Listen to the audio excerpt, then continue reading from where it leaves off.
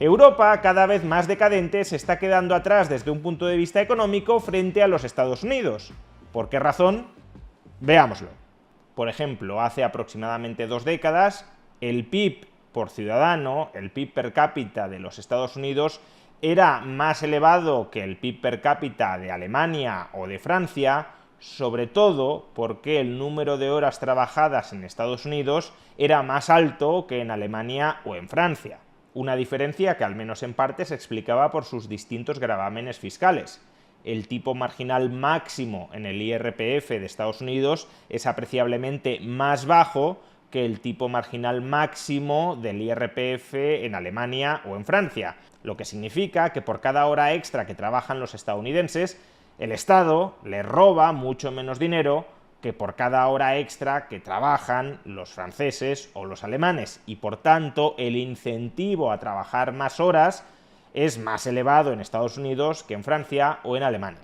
Por ejemplo, aún a día de hoy, el número de horas trabajadas cada año en Alemania es en promedio de 1.341 horas por trabajador. A su vez, las horas trabajadas en Francia son de 1.511 horas anuales por trabajador. Y en Estados Unidos, en cambio, el número de horas trabajadas anualmente en promedio por cada trabajador es de 1.811. Es decir, que aun cuando la productividad por hora trabajada en Alemania o en Estados Unidos fuera la misma, si en Estados Unidos se trabaja un mayor número de horas a esa misma productividad, la producción total de la que dispondrán sus ciudadanos será mayor en Estados Unidos que en Alemania.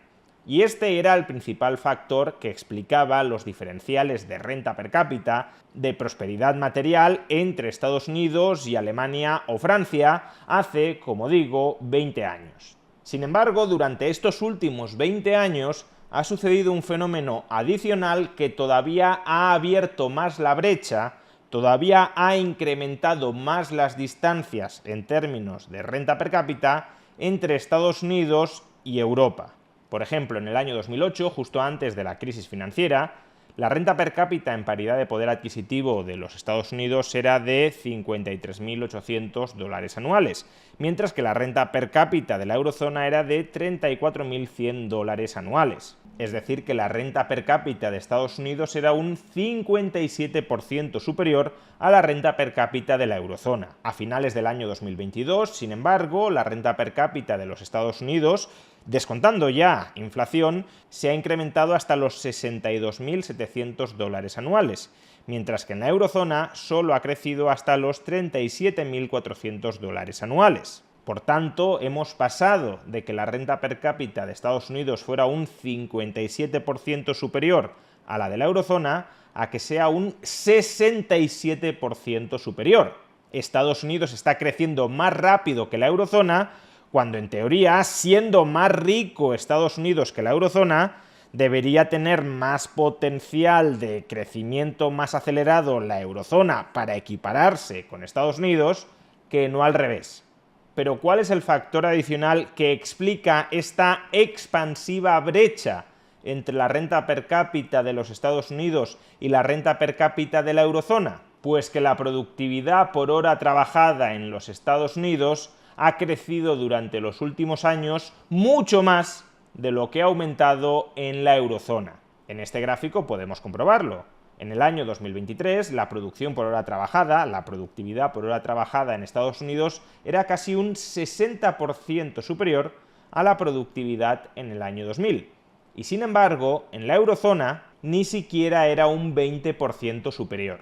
Con lo cual, claro, si en promedio trabajamos menos horas y somos mucho menos productivos que Estados Unidos por hora trabajada, es obvio que nuestra renta per cápita no crecerá tanto como la de Estados Unidos. Es más, si el número de horas trabajadas se reduce más de lo que conseguimos aumentar nuestra productividad por hora trabajada, lo que eso supondrá es que nuestra calidad de vida, al menos en términos materiales, porque obviamente también hay que tener en cuenta el valor que puede tener el ocio, pero nuestra calidad de vida en términos de producción material, de bienes y servicios que tendremos a nuestra disposición, de renta per cápita, nuestra calidad de vida en ese supuesto se deteriorará. para que el conjunto de los europeos puedan vivir mejor, es decir, puedan tener acceso a más y mejores bienes y servicios, incluso reduciendo su jornada laboral, es absolutamente crucial que consigamos aumentar nuestra productividad por hora trabajada de manera muchísimo más rápida de lo que lo hemos hecho durante los últimos 20-25 años. Y si no aumentamos nuestra productividad por hora trabajada, no es por ninguna imposibilidad tecnológica. Como hemos visto, Estados Unidos ha conseguido aumentar su productividad muchísimo más rápido de lo que lo ha hecho Europa. Y eso que Estados Unidos tampoco es un caso de absoluto éxito en materia de incrementos de la productividad, porque su productividad ha crecido más lentamente de lo que venía creciendo históricamente. Pero es que en el caso de Europa el estancamiento de su productividad es absolutamente escandaloso y por ende enormemente preocupante. ¿Y cuáles son los factores que dentro de Europa están dificultando, están obstaculizando, están frenando que incrementemos nuestra productividad por hora trabajada y por tanto nuestro bienestar? Pues en primer lugar la hiperregulación. Hiperregulación que impide tanto la entrada de nuevos competidores en industrias existentes, cuanto que encarece absurda y artificialmente los costes de operar, de funcionar, de crear valor dentro de alguna de esas industrias. Por citar uno de los últimos y más claros ejemplos, la reciente regulación europea en materia de inteligencia artificial lo que consigue es que no se desarrolle la inteligencia artificial dentro de la Unión Europea, con lo cual uno de los principales vectores de desarrollo tecnológico futuro simplemente no puede tener lugar dentro de la Unión Europea por la regulación que ha aprobado la burocracia europea para controlar y encorsetar tantísimo el desarrollo de esta industria hasta el punto de que la expulsa. En segundo lugar, la existencia de mercados financieros atrofiados, subdesarrollados. La principal fuente de financiación de las empresas europeas son los bancos, pero los bancos no son capaces de proporcionar financiación a todo tipo de compañía. Por ejemplo, los bancos no le van a proporcionar a una startup un enorme volumen de financiación para que implemente un proyecto de negocio enormemente incierto.